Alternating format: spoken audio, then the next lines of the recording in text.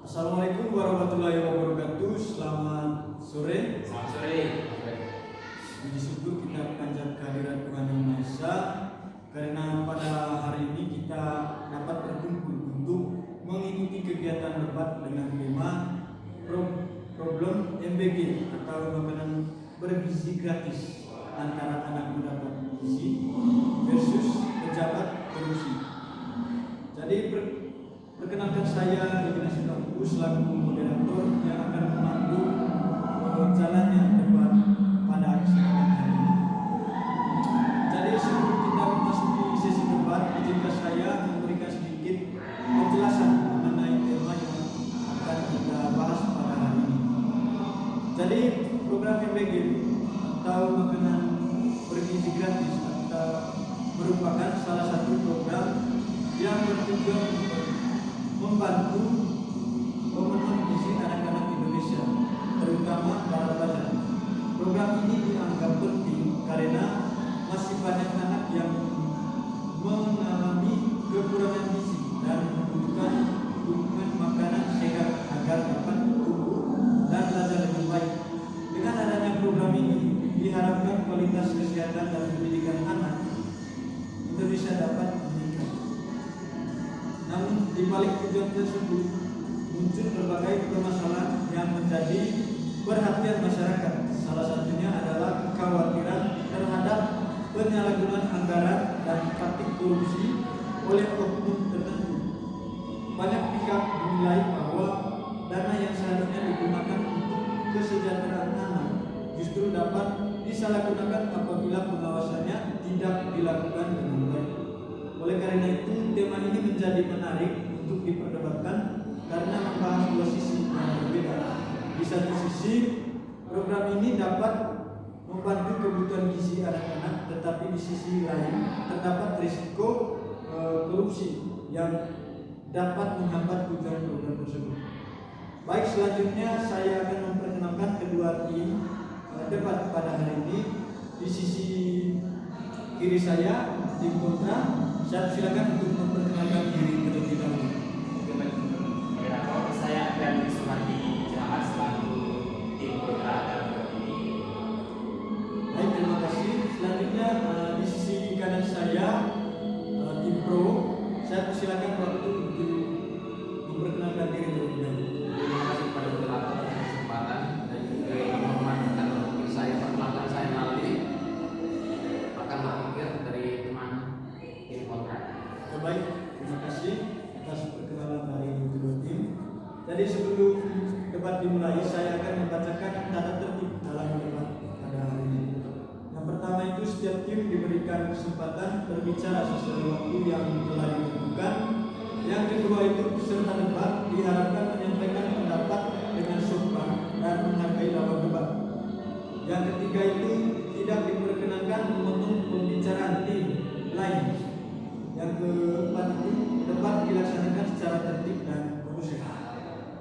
Baik, debat akan segera dimulai. Kepada tim kontra dipersilakan untuk menyampaikan argumen, terus nanti disusul dengan pertanyaan. Kemudian akan dilanjutkan dengan penyampaian argumen pembuka dari tim pro, dilanjut juga dengan pertanyaan.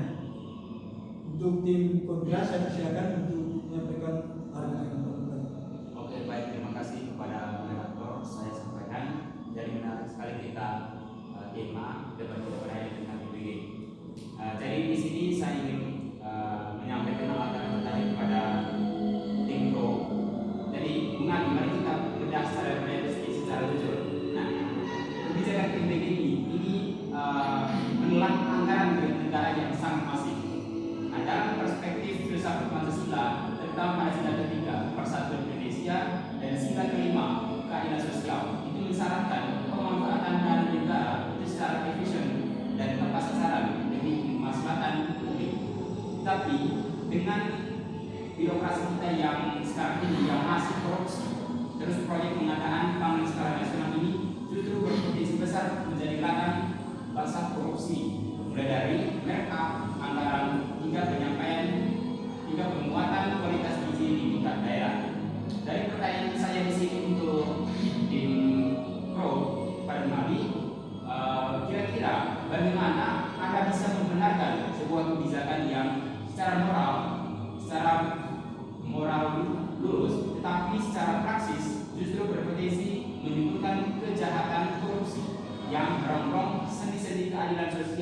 itu sendiri, apakah mengorbankan integritas sistem demi klaim pemenuhan gizi bisa dibenarkan secara Pancasila? Kepada Impro saya. Terima kasih kepada Pak Putra sudah menyampaikan argumen terbuka sekaligus pertanyaan kepada Ibu. Jadi selanjutnya saya persilakan untuk Ibu menyampaikan argumen pembukanya. Saya susun dengan pertanyaan nanti. Untuk durasi waktunya 2 menit dimulai dari sekarang.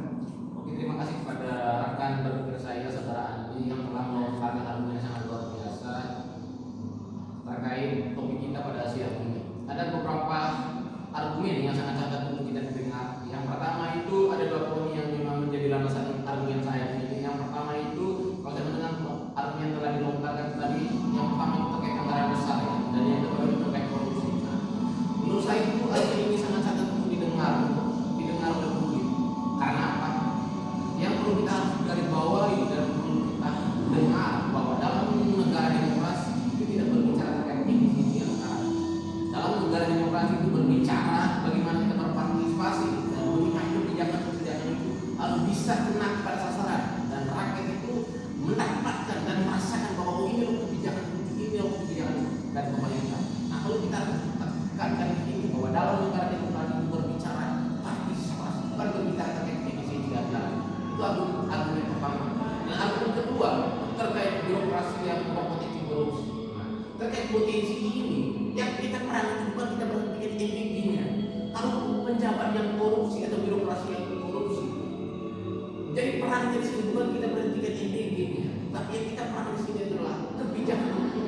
Bahwa hukum di sini harus bisa menegakkan harus secara transparan dalam mengelola kebijakan itu supaya ada transparan dalam pengelolaan birokrasi dari pemerintah pusat sampai pemerintah daerah. Itu argumen yang kedua terkait korupsi ini harus bisa peran dalam konstitusi. Bukan kita memberhentikan MPG-nya di sini, tetapi di sini harus bisa transparan dalam penegakan hukum. Terkait kebijakan yang menjadi problem itu, ayo kita evaluasi, pembenahan sistem ayo kita benarkan, bukan kita memberhentikan MPG-nya. Nah, karena apa? Kalau kita berbicara terkait perspektif filsafat dari sini berangkat dari filsafat, tentu kalau berbicara berangkat dari filsafat nilai ontologi di sini kan nilai kemanusiaan. Nah, kalau kita membicarakan nilai kemanusiaan sesuai dengan sila kedua yaitu kemanusiaan yang adil dan beradab, tentu dalam perspektif ini kalau kita kaitkan dengan aksiologi bahwa tentu MPG ini betul-betul mengangkat terkait gizi anak untuk apa tujuannya itu. Sila ketiga mencerdaskan kehidupan bangsa sudah jelas di sini terkait perspektif Pancasila dalam perspektif aksiologinya di sini harus bisa mencerdaskan kehidupan bangsa dan seluruh rakyat Indonesia. Itu argumen saya. Nah, saya coba mengutarakan dari argumen yang telah dilempar oleh Impro tadi. Ada beberapa pertanyaan saya yang memang menjadi pemati dari kontra. Itu argumen yang sudah saya sampaikan tadi. Sekarang saya menyampaikan lempar pertanyaan, nanti saudara bisa refleksi dan bisa menyampaikan apa yang menjadi argumen saya. Nah, menurut saudara, dalam argumen saudara tadi itu, saudara mengkhawatirkan terkait celah korupsi ya, celahnya korupsi ya. Menurut saudara itu, di mana itu bertentangan? Kan sangat bertentangan dengan perintah konstitusi. Nah, kalau kita refleksi dari aspek aksiologi, kebijakan MPG ini kan berhenti karena takut terhadap korupsi ya kan, takut karena korupsi. Nah, menurut saudara, kira-kira apa solusi alternatif yang saudara tawarkan untuk menyelamatkan generasi masa depan yang saat ini terjebak dalam lingkungan kemiskinan dan gizi buruk? Dan bukankah dalam membiarkan anak-anak tanpa gizi itu juga melanggar hak dan perintah dari konstitusi untuk mencerdaskan itu kehidupan bangsa sangat jelas di sini. Nah, pertanyaan dari saya itu kira-kira apa sih solusi alternatif kalau memang yang menjadi argumen saudara tadi di sini terkait korupsi dan juga terkait terkait anggaran yang sangat besar. Nah, pertanyaan dari saya itu kira-kira apa solusi alternatif yang memang tujuannya itu memang mencerdaskan kehidupan bangsa yang memang di luar dari ini. Kira-kira apa solusi yang alternatif? Saya paling Baik, terima kasih kepada Ibu yang sudah menjawab sekaligus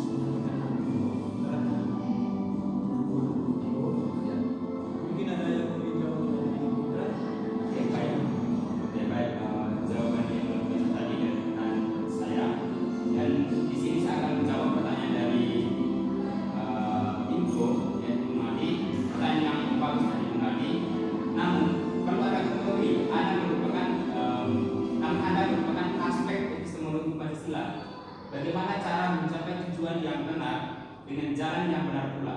Nah, kita lihat di sila keempat Pancasila itu menekankan hakikat kebijaksanaan. Terus kebijaksanaan berarti itu kalkulasi yang matang, bukan sekedar tulis yang dipaksakan top down. Nah, ketika korupsi terjadi pada proyek MBG ini, misalnya kualitas makanan diturunkan demi keuntungan pejabat yang dirugikan secara langsung, itu adalah fisik dan masa depan anak-anak sendiri. Mereka diberi makan berbiji dan manipulasi. Nah, ini justru puncak dari tindakan tidak beradab dan melanggar dari sila kedua Pancasila. Nah, kalau di Bunga tadi bertanya terkait apa solusi alternatif. Nah, solusi alternatif dari saya itu adalah secara Pancasila itu adalah pemberdayaan berbasis komunitas atau edukasi ekonomi. Jadi anggaran tidak diturunkan lewat proyek pengadaan sentralistik yang rawan korupsi pejabat, melainkan dialokasikan untuk penguatan ketahanan pangan keluarga, pemberdayaan kaum lokal dan edukasi gigi langsung ke ibu rumah tangga. Itu jawaban dari saya kembalikan kepada Anda. Baik, terima kasih kepada Putra yang sudah menjawab pertanyaan dari Ibu. Oke, sangat luar biasa pertarungan gagasan yang sangat tajam berbasis Pancasila. Selanjutnya kita masuk ke eksplorasi yang bebas. Jadi saya persilakan kedua pihak saling menanggapi. Namun sebelum itu saya mau melempar satu pertanyaan. Jadi saya harap kedua tim akan menjawab pertanyaan saya. Tadi pertanyaannya itu bagaimana menyelaraskan antara urgensi gizi anak dengan sistem pengawasan agar tidak dikorupsi. Yang mau jawab dulu? Oke, kepada tim Pro saya persilakan. Izin tanggapan dari saya dalam terima kasih atas kesempatannya. Menanggapi dari saya ide yang dilontarkan oleh saudara seperti saya tadi, yaitu tentang pemberdayaan lokal itu sangat bagus. Itulah sangatlah bagus. Tetapi untuk mencapai itu semua membutuhkan waktu yang sangat lama. Nah, sementara stunting itu memiliki golden period yang tidak bisa ditunggu atau menunggunya. Nah, dalam hal ini, kalau kita berangkat dari standar sila ketiga peraturan Indonesia, agar kebijakan itu harus berstandar pada pemerataan dalam hal ini gaji, dalam hal ini gizi dari sabang-sabang merokok itu terkait masalah korupsi tadi. Peran dan dalil hukum di sini itu harus bisa diperketat dan bisa sasaran itu kena kepada seluruh masyarakat sipil dan seluruh warga Indonesia itu secara transparan agar anggaran dan program ini selalu berjalan dengan baik. Dalam hal ini tentu yang menjadi prioritas kita dalam konteks hal-hal prioritas tadi harus adanya peran hukumnya di situ sehingga segala kebijakan itu harus bisa selaras dengan transparan dan terbuka sehingga segala kebijakan yang memang standarnya itu juga tujuannya itu kepentingan rakyat harus dieksekusi secara transparan. Penegakan hukum harus bersifat mutlak, bekerja dan selaras kepada rakyat dan seluruh warga negara Indonesia itu. Terima kasih. Baik, terima kasih kepada Bro yang sudah menjawab. Jadi saya persilakan untuk tim kontra untuk menyanggah jawaban dari saudara dari Bro. Oke, baik, saya sangat mengenali. Nah, justru sentralisasi nasional top down itulah yang akan mengabaikan kearifan lokal yang ada di Indonesia, yang bertentangan dengan kepribadian bangsa kita. Nah, kita tahu Indonesia itu agraris dan maritim, protein lokal di tiap daerah berbeda.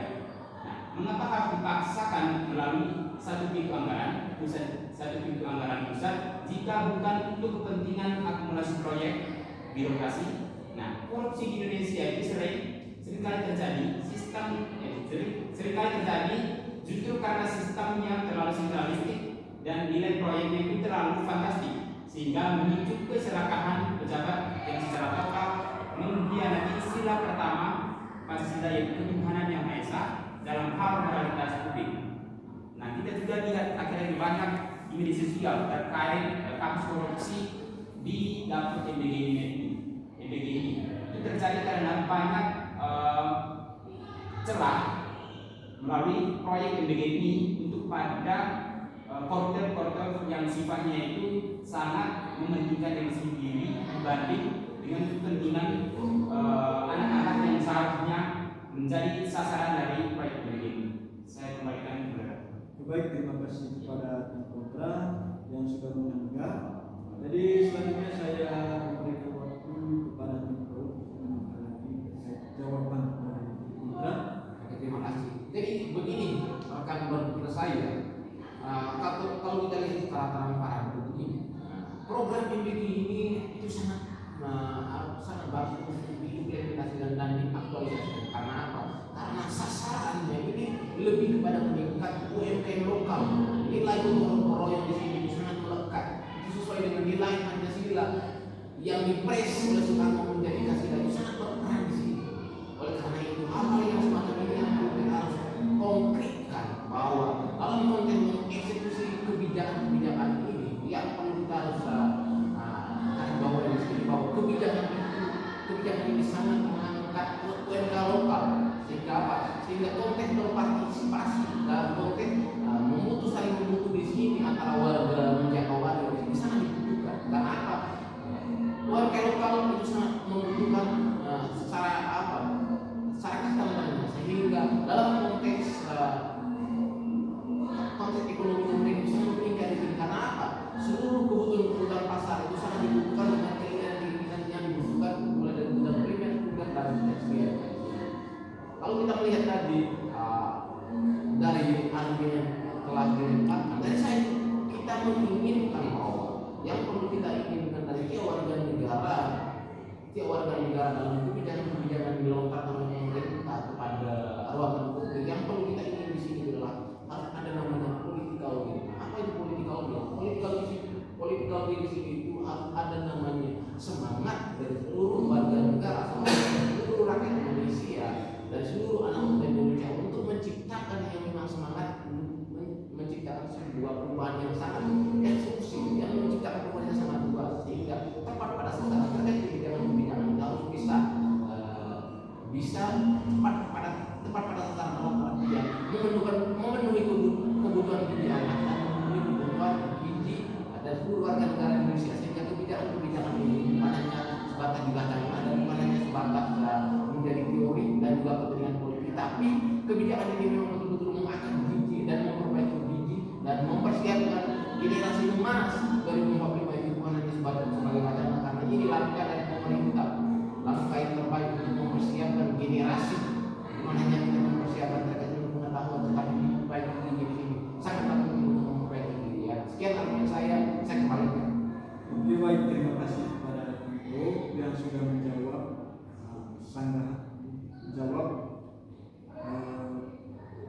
yang dari kontra. Jadi sekali tadi sangat luar biasa, sangat menjiwai dalam doa. Jadi selanjutnya saya berikan kali kepada kontra untuk menanya apa yang sudah dijawabkan oleh Oke, baik. Tapi mengenali, kita ketahui bahwa gotong royong itu tidak bisa tumbuh subur di atas sistem yang lemah. Jadi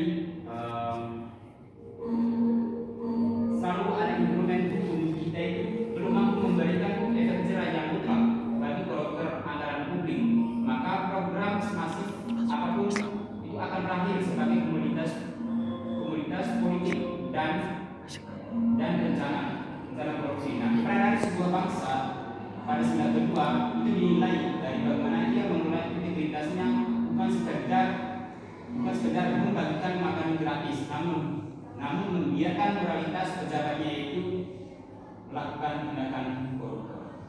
Itu sangat dari saya kembalikan. Oke, baik, terima kasih sisi depan yang selesai. Jadi demikian jalannya debat kita pada hari ini. Semoga melalui kegiatan ini kita dapat memahami pentingnya program sosial yang tepat sasaran serta perlunya pengawasan agar tidak terjadi penyalahgunaan wewenang dan anggaran. Jadi sebelum saya mengakhiri debat kita pada hari ini, di sini saya akan sedikit menyimpulkan terkait perdebatan kita pada hari ini. Jadi dari perspektif filsafat Pancasila, kebijakan makanan bergizi gratis atau ini berbeda pada pangan dialektis antara cita-cita dialektis atau aksiologis sila kedua dan sila kelima untuk mensejahterakan anak bangsa, dan realitas atau materialistis tantangan moralitas pejabat dan sistem pengawas. Jadi dari Kimpro tadi mengingatkan kita bahwa akan kewajiban moral negara yang tidak boleh ditunda demi kemanusiaan. Sementara dari posisi Konda tadi secara kritis mengingatkan kita bahwa tujuan yang mulia harus dicapai dengan cara yang bersih, berintegritas, dan tidak memicu kerusakan struktural akibat korupsi. Jadi keduanya menjadi refleksi penting bagi pembuat kebijakan di negeri ini. Jadi itu saja kesimpulan yang dapat saya sampaikan. Jadi sesi debat kali ini saya tutup. Assalamualaikum warahmatullahi wabarakatuh. Selamat sore.